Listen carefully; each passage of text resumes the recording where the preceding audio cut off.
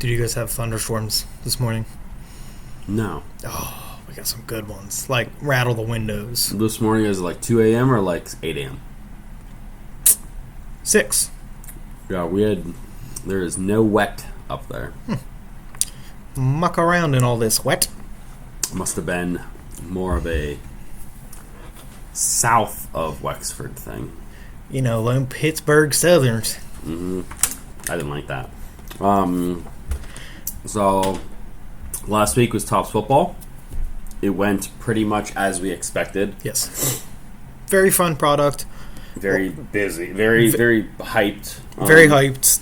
You know, some people being like, oh, there's too much base. Like, it's flagship football. We were, one of our guesses, so we were right. Drew Aller was very prevalent in the product. But Eli Heidenreich did have a card, which yes. I'm surprised by that because 7th rounders typically don't get in a set like that. Maybe it was just like the story. They made a big. It was a big story during the draft, being a Pittsburgh kid and a military kid. So like they probably figured that there was going to be a lot of people who wanted to collect the card. I haven't seen any All Kings or anything pulled. No. We've seen a lot of cool cards though. We've had none some of good those. hits. I don't think we've seen any of the Peacock. Whatever. I forget what the actual insert is called. I've seen people online complain, oh, we're in the junk wax era. There's cards numbered to 2026. Dude. No, that's tradition.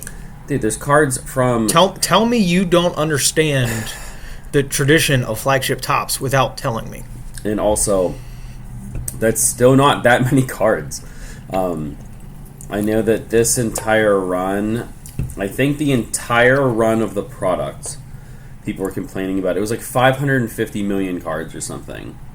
And you're like, yeah. And the base set is how many cards? Like 400. Plus how many inserts, plus how many random case hits, plus how many silver pack cards. Like, it's coming to the point of where I told you, like, it's the highest print run individual card is still only like 1.5 million or something. Like, that is still which, like, yeah, that's a lot, but it's a lot if you're in a room with them. But spread around the entire world, it's not that much. Like, it really isn't. I mean, we had a customer rip a hobby and I think 2 megas and not pull a Mendoza base rookie. Yeah. But then, like, some of the boys ripped a blaster and stuff that's to celebrate, and like each of you, I think, pulled a Mendoza. Yeah. So like, it's gonna go in waves like that. Which that customer did pull a Mendoza numbered silver pack card, which was a several $100 card, I'm guessing. We had that Drew Aller foil autograph pull, which I love his signature. It's really it's nice. Not bad. It's really nice compared to a lot of other modern athletes. It's very good. We had that the team logo border, the Steeler. Yeah, Caden Wetchen. Which wasn't Tyler just saying yesterday he might not make the team. I think he still will, but yeah, the team border cards look just as good, if not better, than they did in baseball. Case hits look good. We saw several of those. The billboards. Me and Nate were both wrong. There was no Drew Aller patch autograph, and there was no Mendoza autograph pulled that we know of boxes ripped physically in the store that day, which was probably only 10% of them. Now, one thing we did do, we sold 0 2026 Topps Football on our website. It was not available. It was only for in-store. So if there are big hits, we will hear about them. We did have people commenting and sending us some stuff back and forth of some stuff that they pulled, and I would assume that there's some people who don't do social media, and they'll just let us know next time they're in. The government's tracking me. Mm-hmm. Motif basketball went over well. It was, we had that big, I was out of town whenever it got pulled, but there was that big LeBron auto pulled, which Nate was there. And talk about it. It was because of me. Oh. So he was ripping the case of Motif and not doing so hot until the last box. So I grabbed a Beckett that has LeBron on the front of it and put it down on top of his brake mat and said, okay, now open it. And that box had the LeBron auto to 10. I did not actually know this. You didn't tell me this. Nate did. There was a customer. The boys stayed a few minutes late to let this customer rip this case in private. And, which, I mean, hey, if you want to spend $10,000 on a case of cards and you want us to stay 15 extra minutes, we'll probably let you. But Nate sent me the security footage while I was away, and it was electric. There was like 6 of you crowded around. The collector was having a ball. Yeah. And he liked it so much he came back and ripped more of it. The product looks really good. Yeah. It does, but you still have to hit a big card to gap the price of what the boxes are. I would say a LeBron autograph is definitely that kind of card. Yes, especially numbered to 10. Yeah, who knows? Specifically champion. So who knows if there will insert. be like an inscription or something. It could be a really cool autograph. What else was there? There was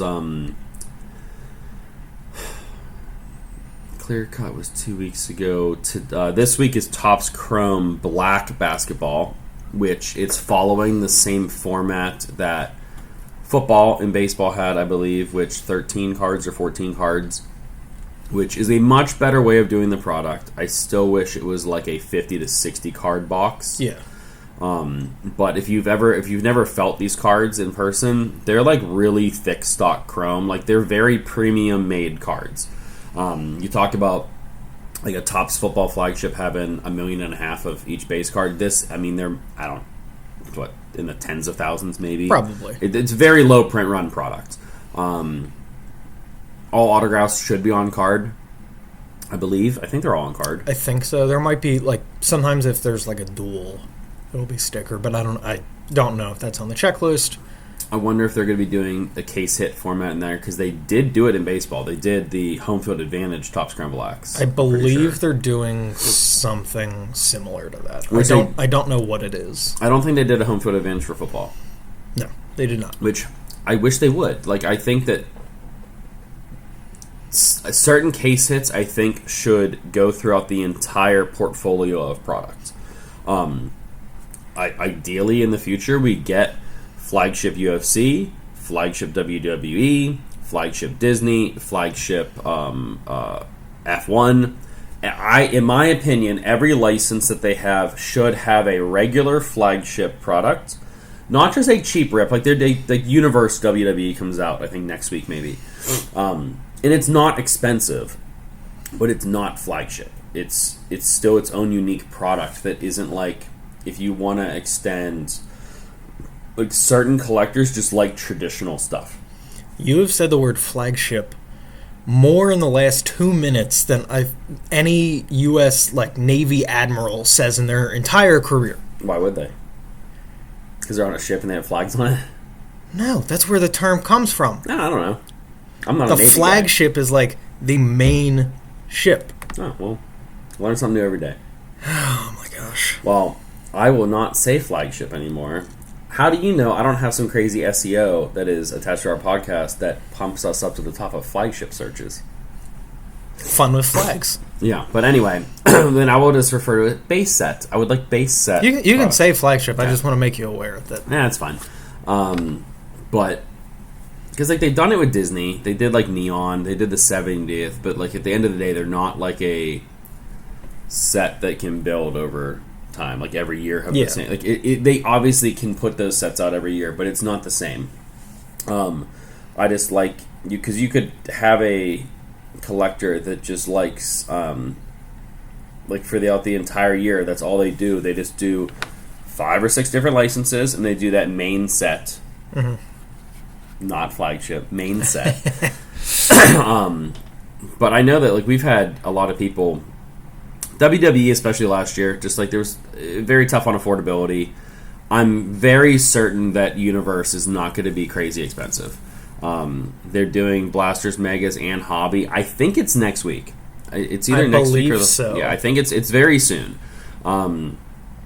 So we're going to have finally a chance to spread wrestling stuff out on like a cheaper level. I saw the announcement for Ginter.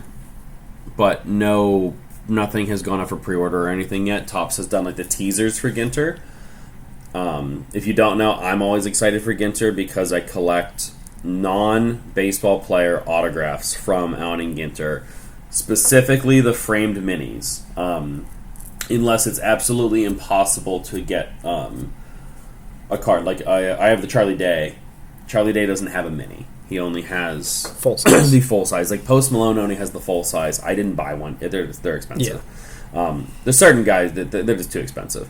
But I like the mini framed autographs of the comedians and actors and other athletes that Usain Bolt. Yeah, Usain Bolt.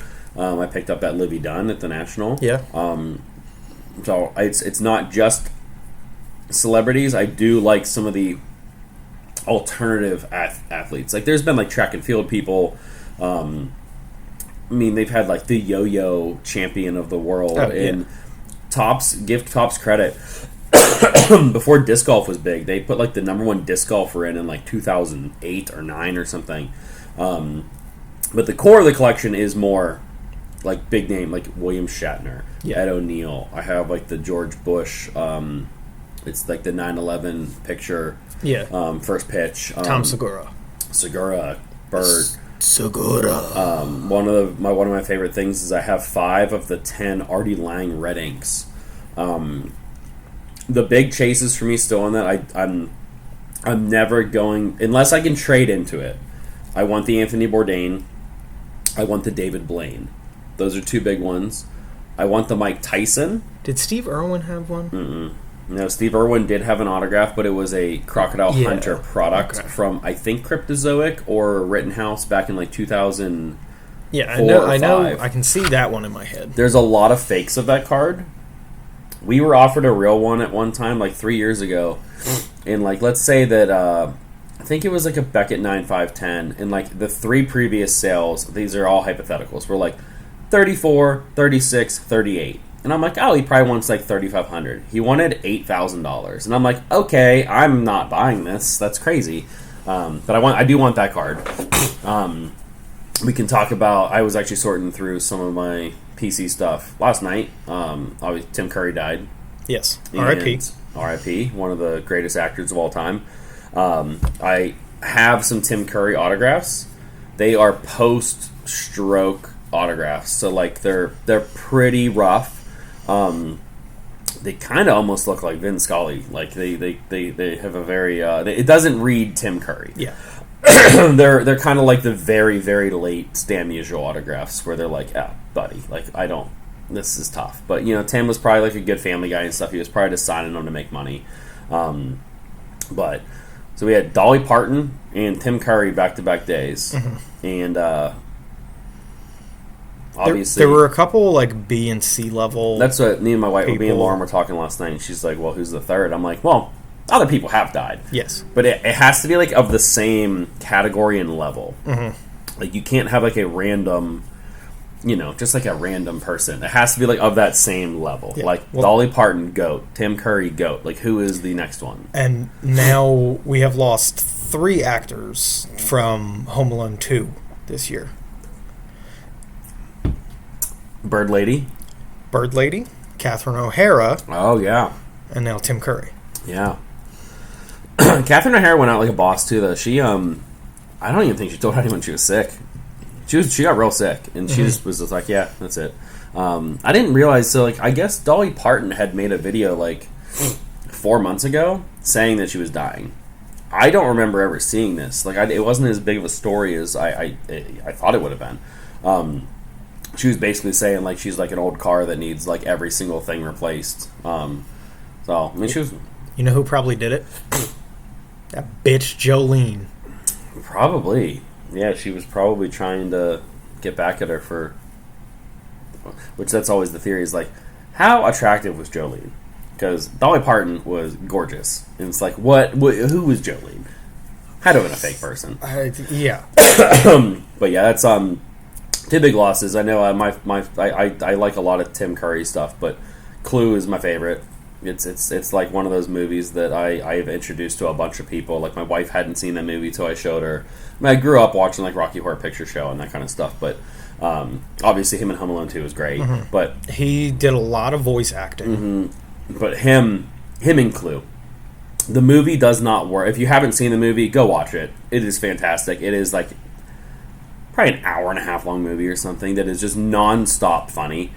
But the movie probably doesn't work without Tim Curry. if you throw someone else in his position, the movie's not the same. Which I'd like to see them redo that movie. Yeah. I would like to see... Which there have been talks about it for the last, 10 years. So who knows? I don't know who you have play the Tim Curry character. Willem Dafoe. I mean, I don't know why. In my head, I'm thinking TJ Miller.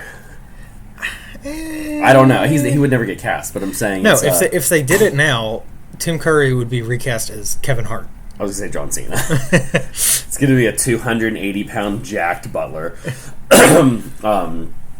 But it's been a quiet week of releases. There was news, this week that Bowman football this year is going to be a combination of college and pro like they did with basketball. So there's not going to be a Bowman Chrome University.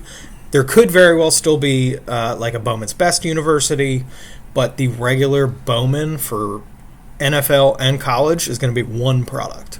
And people online are big mad. Are we surprised? No, but it's I like to try to pay attention to the pulse a little bit, and on Topps announcement of that, man, it is overwhelmingly negative comments, and I Topps clearly is not going to pivot on this. Yeah, but they do want to know, we've talked about this before, if you have constructive criticism, not just wah, you suck, your products are too expensive, not that, actual reasoning, and be like, hey, I only collect college cards. I have no need for this, and now the box price is going to be triple the amount of money because it has pro uniform stuff. I'm still boycotting the NFL. What am I supposed to do? Throw away half the cards in the pack? Yeah, so I mean, but it's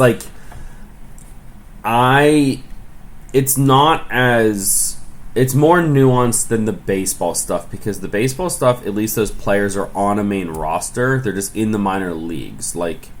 When you have a prospect in pro, they're still in the organization. With college, my personal sentiment is it should be two different products. Yeah, and I did hear some people weren't big fans of it for basketball, but I didn't hear much pushback. It's because everyone was just chasing Cooper and Kahn and Dylan Harper and stuff. So the top end was so good that I think people negated it completely. But we didn't hear the top end is always going to be better with basketball because the players are taller. Not always. Earl Boykins, Muggsy Bogues, Bug Webb. In general, the tallest of the league is going to be a lot taller. I didn't hear too many people, like you said, though, that were I think there's a lot, but the difference is, I'm not shitting on college basketball, but college football is 100 times bigger than college basketball. Yeah, people only care about college basketball during March. Mm-hmm. That's it. Not during the lead up, but college football, popular the entire season, then you get the bowl season. And there's obviously people who like college basketball, and it's 5 teams. Kentucky people are always about Kentucky, Duke. But college football, there are 100 teams that have super fans, and they don't really have a lot of options. They can buy the Leaf stuff, which is unlicensed because they don't have the NIL deal. They can buy that on it product stuff. But end of the day, they want Bum and Chrome on it. They want the good stuff. So I think a lot of the college fans are just going to have to buy singles of that or retail, because I see no way. Bowman Chrome U football is typically in that high hundreds, around $200. Yeah, there's no way this product's gonna be near there. I mean, it's gonna be $450 probably. So, and I said, and I would assume that they will have the same build up or build to the product that they had for basketball, where hobby boxes are 2 autographs. It's gonna be 1 college, 1 pro.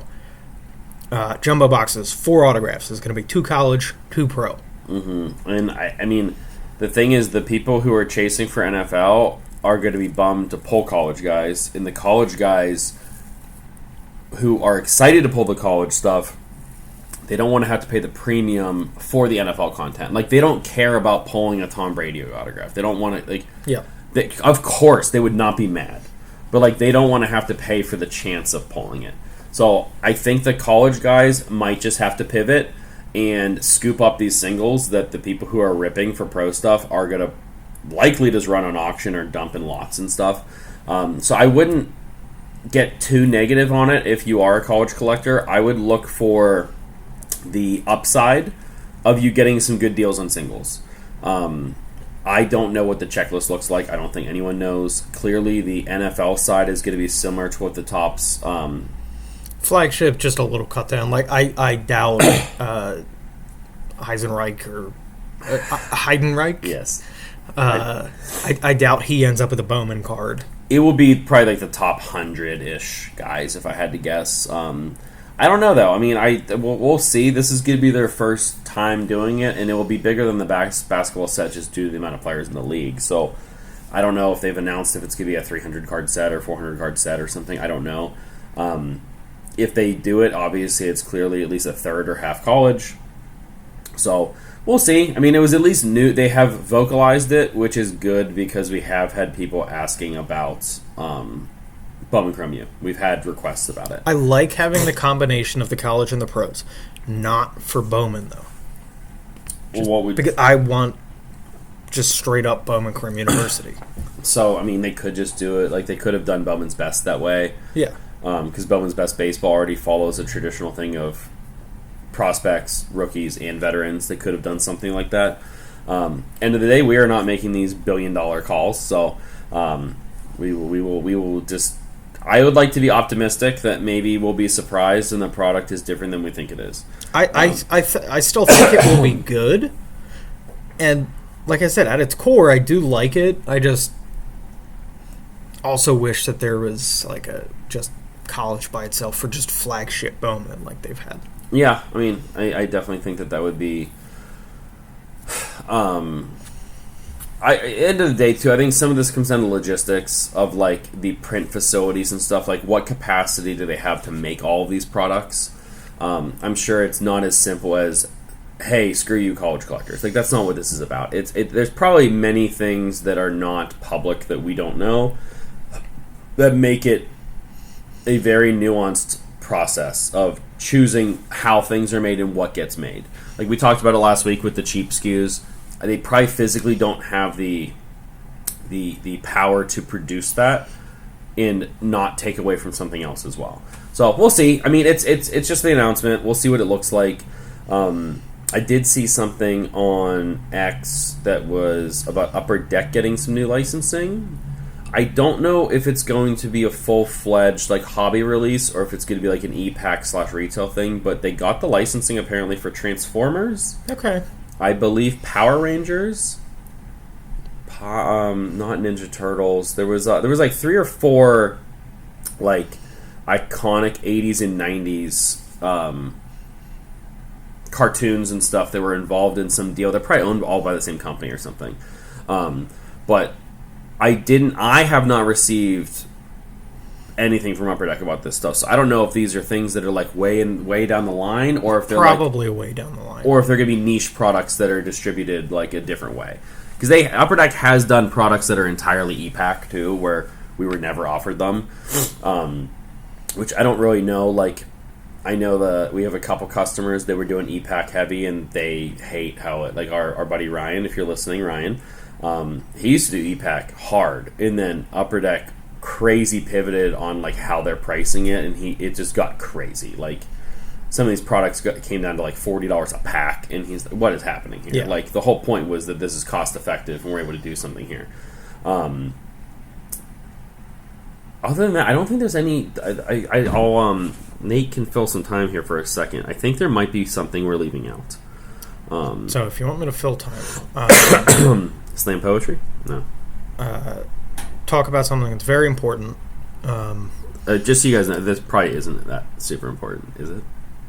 Packs of wild dogs taking over major U.S. cities. Just when I said that, I thought Nate was going to pivot and talk about something like super important. Okay, so we got Chrome Black this week. Then it looks like we might have like no Topps releases next week, and then the following week is a monster. Scary. Bowman Chrome. baseball, and MLS Chrome Soccer, and Universe Wrestling. So Universe comes out on the 11th of September. MLS is the 10th, and Bowman Chrome is the 9th. So that's probably Wednesday, Thursday, Friday. So Bowman Chrome is going to be massive. It always is. We're going to definitely get, obviously, like Connor Griffin rookie autographs. I wonder if they're going to be sneaking some guys, like if they were able to get like Esmeralda Valdez in there. Maybe we get a Jake Mangum card. I doubt it. Probably not. Who knows, though? He was in Series 2, but didn't make the cut for Chrome. Yeah, and then there's probably some Leaf and... I don't know if there's any upper... I think there's some other Upper Deck stuff coming out. Upper Deck's actually been pretty on the ball with getting stuff out regularly recently. What do we... We're still due... Are we still due something for the 25-26 class other than the Cup? Did we get ingrained? Not for active. It was just that alumni product. So ingrained, So if they're maybe making ingrained. they're making Splendor again. I wonder if Splendor comes out soon. That product, I don't know if you remember that one. That one was really That one was nice. very good. I prefer Sweet and Low. No. Take your alternative sweeteners however you wish. No, I like real sugar. Splendor is basically Dynasty. It's that one card, magged, on card, really nice patches. I bought I traded for a Wayne Gretzky Kings uniform patch autograph at the National. I traded a Nikola Jokic card for it. I didn't have a Gretzky autograph in the collection anymore. I'd sold off all the ones I had way too early, and they've like quadrupled since I moved them. And I had a couple Edmonton ones that are now replaced with an LA Kings one for now. For now. Yeah, for now. At least it's not a St. Louis card or something. Yeah. To pivot, I think pivot and flagship are your words today. Did I say pivot at all? Oh, yeah, a couple times. Really? There are some local card shows coming up. Yeah, we can run down the list of those. Why did you show me? I can't read. I was going to hand it to you. So, if you're listening to this on Friday, not this weekend, but next weekend, Saturday, September 5th, there is a North Pittsburgh show at St. Killian Catholic School. It's right up if you've gone to the shows that we've done with North Pittsburgh sports cards that are at the Hilton Garden Inn, St. Killian is just past that, still on 228. Or no, it's on Franklin Road. It's right. It's like right near where it's up in it's in the Cranberry area. I was literally about to say I had you cover this because I still don't know roads. I thought it was on 228. It's not. It's on Franklin Road. So it's at 76 Franklin Road, Cranberry Township, 16066. That is Saturday, September 5th, 9 to 4. I believe it's around 80 tables. It could be a little bit more. I know that most of the Pittsburgh sports card, North Pittsburgh shows, they're typically about a 50-50 split Pokemon to sports. I think we have 4 tables there, which we're going to bring. We're working hard on having dollar boxes for the show. We typically don't have cheap singles at these shows, where our goal is to have a full table of like dollar boxes. And we'll still have wax, we'll still have supplies, we'll have all that kind of stuff. But this is going to be a new venue for this. I think that the possibility of a school is great. Parking is great. Typically, you have, I don't know if this is going to be in a cafeteria or if it's going to be in like the gym or something, but typically at a school you have a lot of room for growth on that kind of stuff. Will it be educational? No. School is not in session during this. It's Saturday. Shame. Then the next show after that we are currently promoting in the store is another North Pittsburgh sports card show. It's not just another. It's the Big Show. Is Big Show going to be there, you think? I don't know. Is Paul White going to be there? If he is, I'm going to have him. I got to add him to my Jingle All the Way collection. I need to. I'll have to wear my my black singlet with one arm. But so that show's gonna be over 200 tables. It's at I think it's called the Pittsburgh Event Center, but it's the Steam Fitters Union Hall. It's like a big venue that people do weddings and other like events at. Over 200 tables. We're gonna have 4 tables there, I believe. We are one of the platinum sponsors of it. Us and Frank's are going to be platinuming that one, and then there's going to be some gold sponsors, and then about another 170 tables other than the sponsors. That one I would anticipate is going to be a similar percentage TCG to sports, but it's so many more tables, so you are going to get a lot more of each.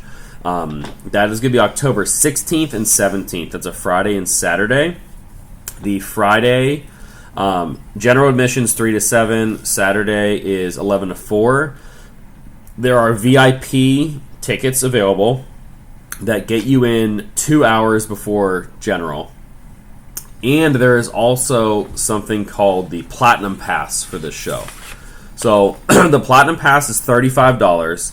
That includes both days at VIP, which VIP is $12 a day. So that's already $24. So for the extra $11, you get to go to the Dealer Appreciation Night, which is a private invite event from 7 to 8 after the show's over, with like food and drinks and stuff. You also get a 90-minute spot at a table. So they're going to have special tables set up that are going to be like short-term rental, basically. They're going to have like 6 or 7 different people set up throughout the day at the same table. So you can go there, set out your stuff for an hour and a half, try to sell some stuff, buy some stuff, trade, and then go back onto the show floor. What if somebody filibusters? And it's like, I'm not moving. Yeah. I think that they would get physically removed rather quickly. Brad, if you're listening, are you security for the show? I don't know.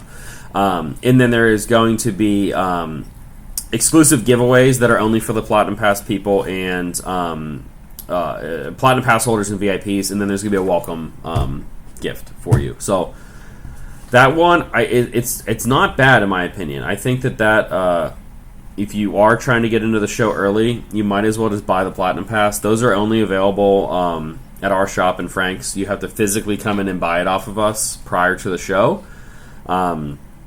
But it's a lot. It's a chunk of change to just attend the show. But like if you are, like if you're one of the guys who come in who like buy a bunch of bargain box stuff or whatnot, or you like to like you have very specific things that you want to make sure that you buy it before it sells off the show floor. Getting onto the floor earlier is definitely a benefit to you that could be well worth the money. And then there is another show. It's that Conway Fire Hall show. That is going to be November 14th. We have flyers in the store if you would like to contact to set up there.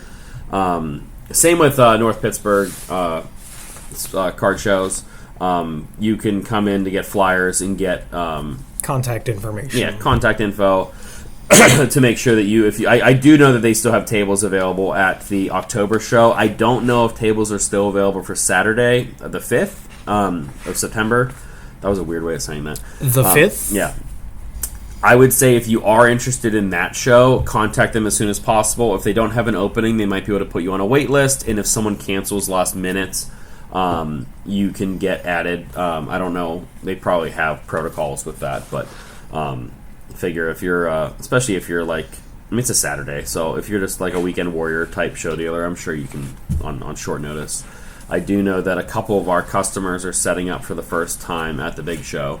That are setting up with their kids and stuff just to move some of their cards and get the experience. Yeah, just get the experience of buying and selling. We've had since the National, we've had a extremely busy several weeks of buying. And just in general. Yeah, just in general, but like buying's been crazy. Typically, we ramp up to the National and buy a ton, and then it's kind of quiet after. Deals just keep getting offered to us. Nate bought 2 really good graded Pokemon deals this week. I mean, you've probably bought, if I had to guess, 25 to 30 deals since we got back, including raw and graded stuff. Yeah. The deals this week were really cool, though. Yes. Some Wizards of the Coast era graded stuff, some modern graded stuff, specifically around evolutions, which the guy said he was moving some of his evolutions. I'm like, oh, you're consolidating your collection? Or he's like, oh, yeah, I want to put the money from these Pokemon cards into my Topps 1957 baseball set. I'm like, buddy, these are, hey, buddy, these two things couldn't be more far apart. All right, you tried. It is weird, though. Like, he goes from collecting graded Japanese Pokemon cards, specifically the cute ones. yes, to 1957 Topps Baseball, which is, I'm sure I've talked about it, it's one of my favorite sets of all time. It is the first standard size trading card that we use still today. It's a very classic design. It's like the guy has good taste in vintage. Like, it's a great set. Big rookies too: Brooks Robinson, Frank Robinson, Don Drysdale, Bill Mazeroski, Tony Kubek, Rocky Colavito. Is he a rookie in it? Yeah, I think Colavito's a rookie. And then you still got Mantle, Ted Williams, Aaron, Clemente, Koufax. Ironically, I bought a collection about 2 weeks ago. There was set runs from 56 to 61 that included an entire 1957 set.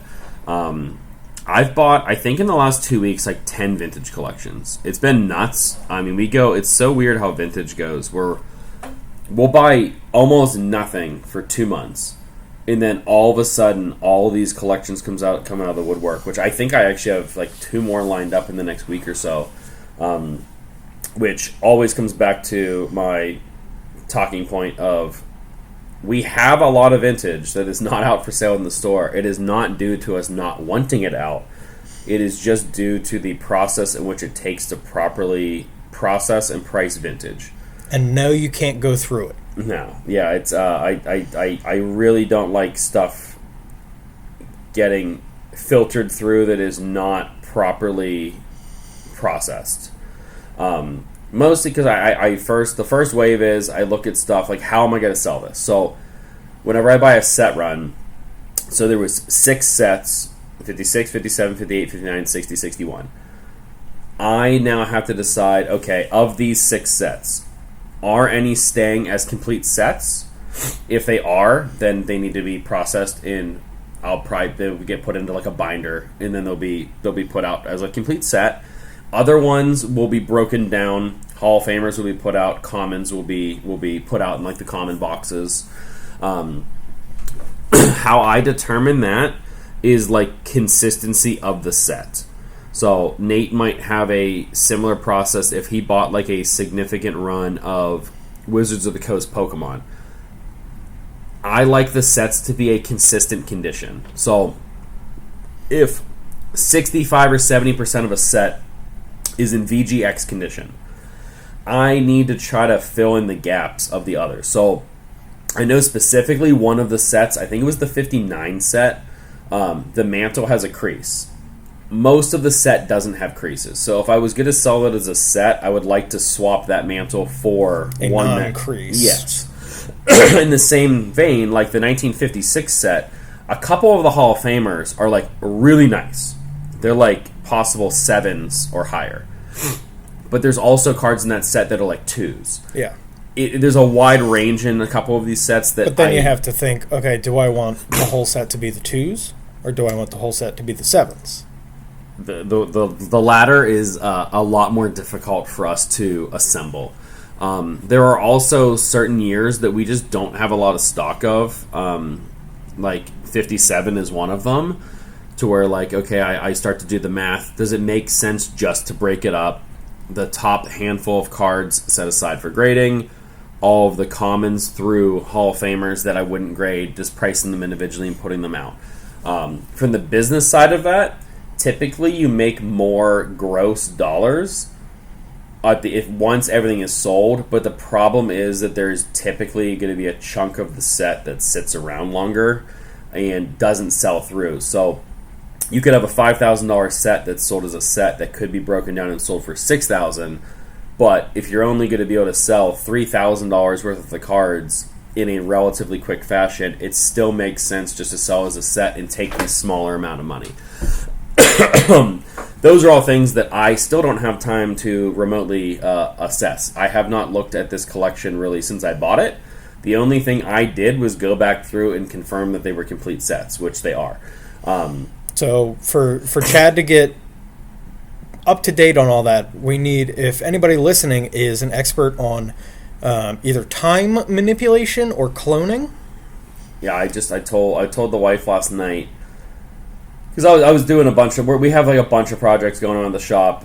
Some are ones that you will see, others are ones you will never see. But in order for us to push SCJ to the next level, I unfortunately have to be out of the physical picture of the store for certain chunks of time.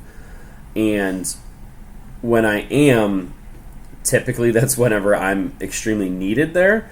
So I'm working on a couple bigger projects that require me to not be in the retail store, but at the same time, when I'm not in the retail store, I can't be there to handle certain things. Which there's certain stuff that, like, our team is great. If you come in, everyone's great. It's just there are certain things that I just have to be there for. So as Nate was saying, like, if we could do cloning, that'd be really cool. I would lean towards the time manipulation, because the cloning just opens up a can of worms on, what happens to the other copies. And yeah, what if the other ones are better than me, though? What would be a clone? What if they don't talk? It'd be a clone. Yeah. We're doing perfect, example. Oh, you think cloning is a perfect science? No, I'm saying in this scenario. Nate's scientist now, guys. But no, what I was saying to her, it was last night, I'm like, I need there to be 48 hours in the day so that I can work for like 30 of the hours a day and then still have 18 hours a day where I'm not working. Because unfortunately, my time before work and my time after work it's very kid heavy. Gross. Yeah, it's very kid heavy. So, my two older kids, if I bring cards out, they are like, hell yeah, brother, we're playing with cards. It's like Finding Nemo. Yes. Mine. That energy is wonderful and beautiful, and I love it that they love cards. It's not great if I want to, process a vintage collection and, like my 3-year-old wants to grab a card and run around the house, and now all of a sudden it's in, like, the dog's mouth. So that's tough, and by the time they go to bed, I'm usually really tired. So probably not doing that. So I need, it'd be really cool from the hours of, 9 a.m. to 6 p.m., there was actually, 30 hours there. That'd be super cool. Or, like you said, manipulate time, and I just run at, quarter speed and can just, quadruple my output. That'd be cool. Quarter speed? That would be that's 4 times slower than normal. No, for every 1 second you get, I get 4 seconds. Yeah, okay. So, I get extra time. It's is it, who's the one from X-Men? Is it Silver Surfer? Quicksilver. If I could do that, he cleans a whole kitchen in 10 seconds, that would be great. I'm really excited about one of the big projects I'm working on is involving vintage. It's going to be really great. It just might not culminate until I'm 42, or we somehow someone falls into our lap that is a crazy vintage wizard. Yeah, so they mimic my exact brain of vintage, because Nate appreciates vintage, like Marty and Tyler, I think that they like it. There are so many hours involved in truly understanding everything involving it. I've been messing with vintage cards since I was 5 years old. So it is crazy to think about. I truly have almost 30 years of experience on the vintage side, because when I was little, that's what I literally liked, collecting the vintage cards. I loved it. And reading the encyclopedia. And reading encyclopedias, that is never going to get let down. That a video that we did with Coach Co, I said I would sit there and read the Beckett Almanac. And when I said it, I wasn't saying it with like the interpretation like I'm reading every single word here. It's like, no, I'm identifying pictures, I'm looking at trends on the prices. Yes, I'm probably reading small amounts of it. Like, it's not that crazy to think a 6-year-old can read words. Yeah. Like, my son can read words right now. I mean, you're no science doctor. I am no science doctor. But that is truly how I learned, though, because this was, like, pre-internet. Well, internet was around, but like, there was no 6-year-olds in 1998 actively, like, on the web. You were playing the pinball game on, was that Microsoft? Yeah, Space Pinball. Yeah, I was playing Space Pinball and, like, Minesweeper if I was on a computer. Solitaire?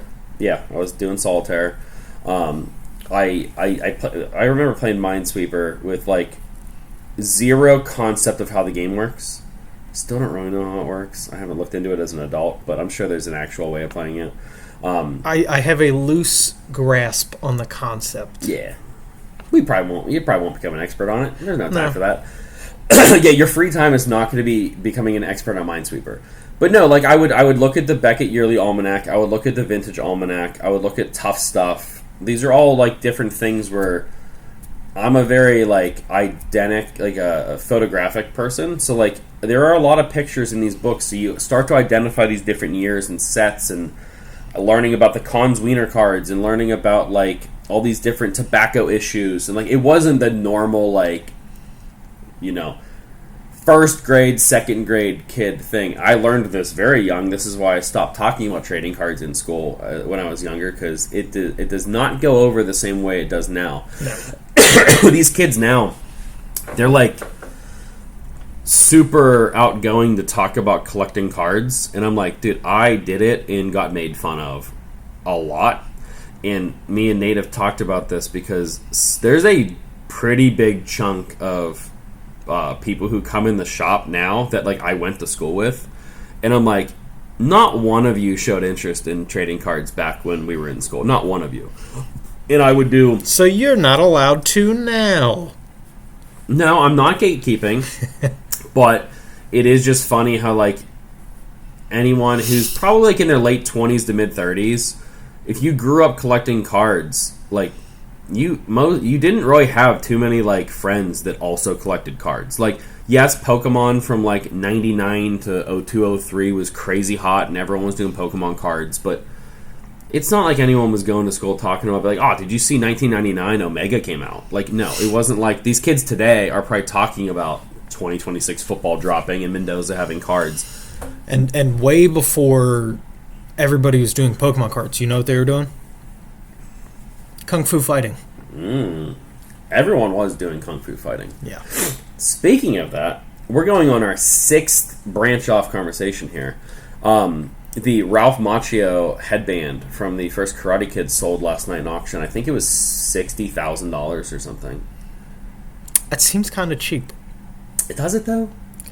I mean, in the grand scheme of other collectible items, yes. Have you watched the movie as an adult? No. Ralph Macchio's a dick.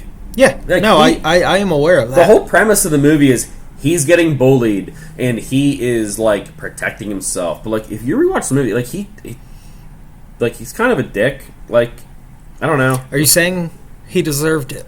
Yeah, probably. I mean, you know, he probably deserved to get beat up. We're going to get canceled. Are we? By who? Karate Kid culture. What's Ralph Macchio's real name? Ralph Macchio. Oh, that's the real guy. What's his name? What's his name in the movie? Daniel. I think it's Daniel. Yeah, I think it is. There was some cool stuff in this. It was like a pop culture auction. There was Sylvester Stallone's suit, I think, from like, what's the dancing movie? That Stallone was in? No, not Stallone. John Travolta. Oh. Saturday Night Fever. I think his suit sold for like. That's. $15,000. Now I'm just imagining Sylvester Stallone in Saturday Night Fever, or even in Grease, and it's just. Oh, tell me more. That'd be great. Travolta, man, that's he's when he first debuted his new look, I think people were like, "What's going on here with this?" Like the beard and the bald. Yeah, which he debuted that. The first movie he did that in, it's actually a pretty good movie. It's called From Paris with Love. It's like a spy kind of movie. Action. What's it called? From Paris with Love. Was it a streaming one, or was this like a... No, this was years ago. Oh, okay. Yeah, if you're still listening, this has rambled off into some craziness, but... It came out in 2010. Oh, wow. Stars... He was bald in 2010. Yeah. I thought stars him and recent. Jonathan Rhys-Meyers, who was big at that time. Movies like August Rush. I'm more of a Jonathan Taylor Thomas fan if we're going three named Jonathans. Sipping moon juice. I wonder what he's up to these days. Living his life. Maybe. No, he is. Yeah. Yeah. What are the other brothers are doing? Because I don't think they... Well, one of them's in jail, I think. Oh, the oldest one? I think so. Yeah, it makes sense. He was a little rapscallion. There is an episode of Home Improvement where they go to a baseball card store. It's a very good episode. That's how my brain goes. I remember like Nate has like his collection that he goes on and off of collecting cards that are in movies. I don't go on and off. I just sometimes Yeah. I watch a movie that has that in it. Sometimes I don't. Go back and watch that episode of Home Improvement to see what cards they're talking about. But I always specifically remember when there are trading cards in like anything. Yeah. It's just always in my head. Which I think when was Home Improvement? Was that like late 80s, early 90s? Yeah. So that was like during the biggest boom. Which the movie? Have you ever seen who's the guy who's the real fat guy? Brendan Fraser. He did the movie Blast from the Past. He was a big fat guy once. I know, but that's and it was modern. And I know, and I've seen. There's 10 movies I like of him, but that's in my head like he's just the whale guy. But Blast from the Past, he has an incredible 1950s baseball card collection that he sells to get the items to bring back down to the bomb shelter. Mantle rookies, Mays rookies. Spoiler alert! It's great. Yeah, well, go watch the movie. I don't have to now. Have you seen it? Bits and pieces Christopher on Walken's TV. his dad. It's great. Why do you guys listen?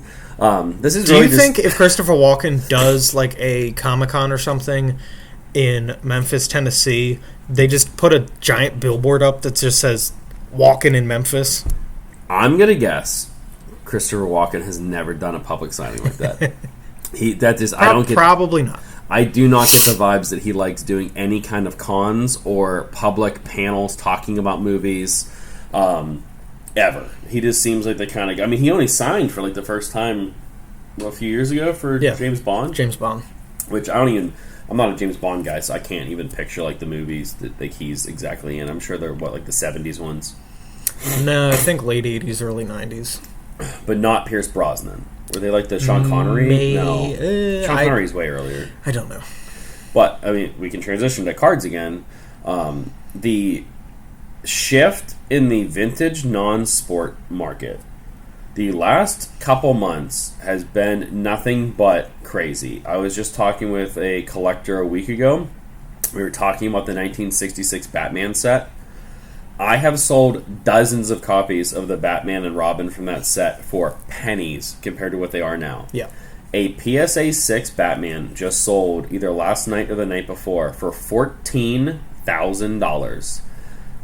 You want to know what we had at the National a few years ago?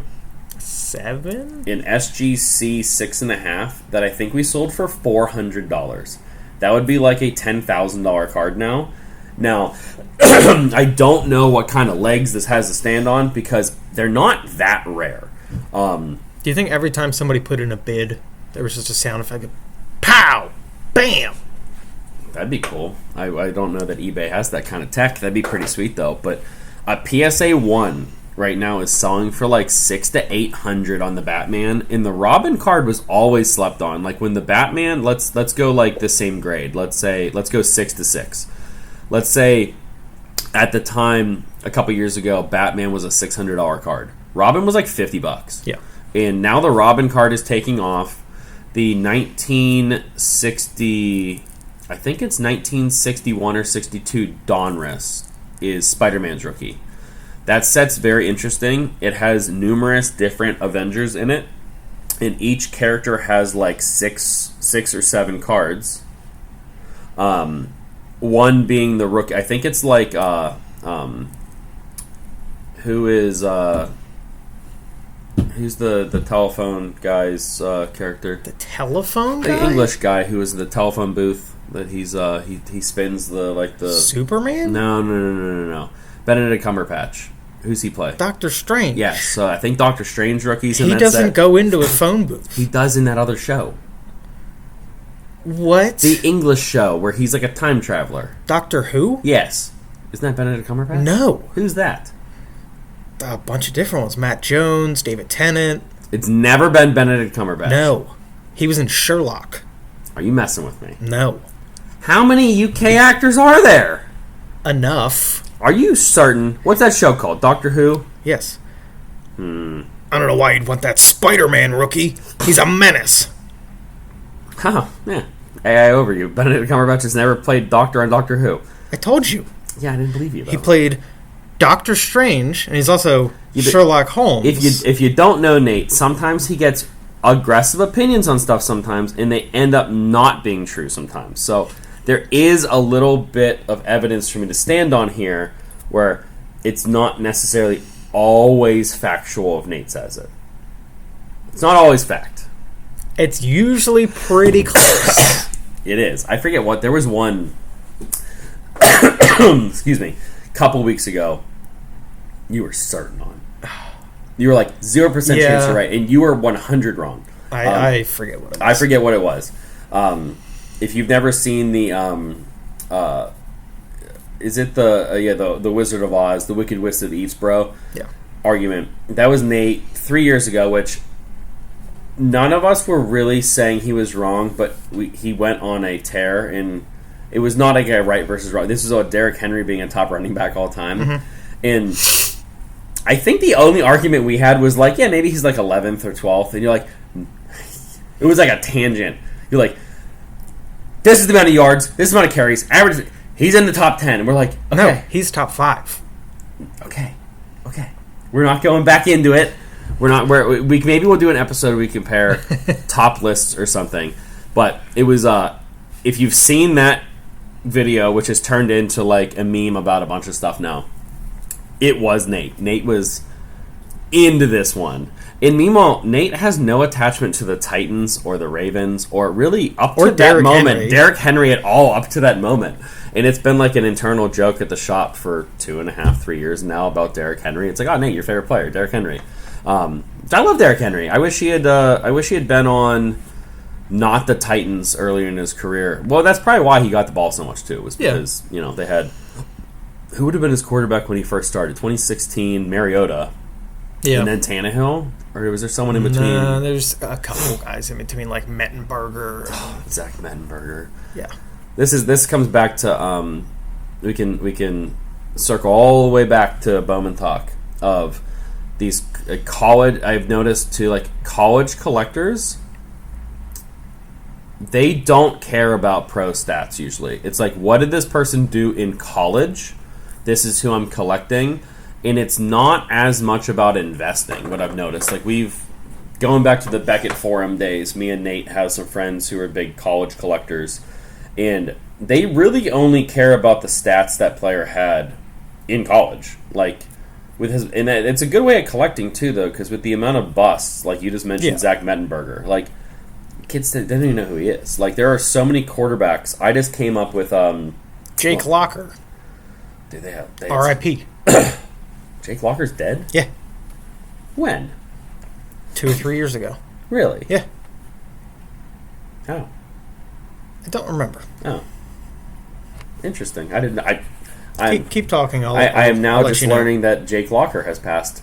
Because that year was... Gabbert.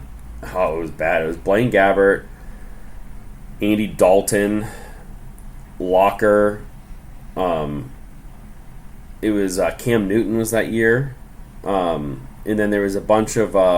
Mark Ingram was that year. Julio Jones. I killed the wrong guy. It was Ryan Mallett. God damn it, Nate. You've done this before. Yeah. I kill people all the time, too, by accident. Jake, I'm sorry if you're listening. Nate doesn't actually... He doesn't hope you're dead. He just... He thought you were. Mettenberger was 2014, which had potential to be like the best This is another reason. We talked about this last week, too, about investing in putting too much money in these younger quarterbacks and stuff. I mean, 2014 had potential to be like one of the best classes of all time, and so many players from that class have busted out now.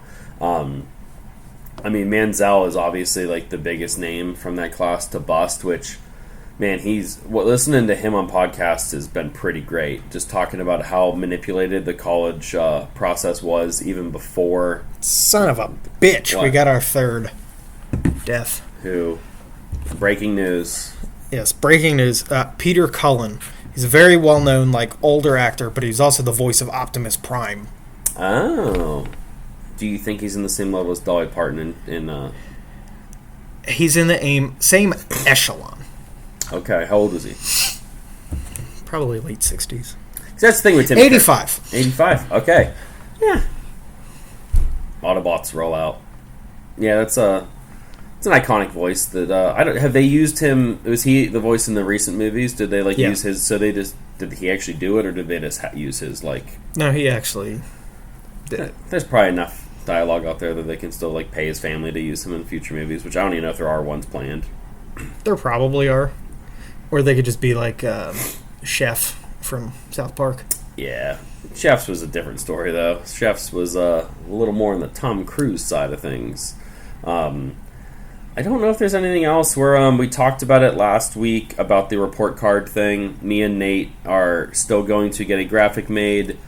There's not an immediate rush just because there's a couple months before the report period's over. So we'll get the details for that. I've actually, since we talked, I've been prepping, finding things that are going to be used for that. I actually did uncover a box sorting yesterday that had some of our old tops of the class stuff from back in the mid-2000s. Maybe we'll bring some of that stuff out because there were some binders and stuff. But this cough, man. I know. It's crazy.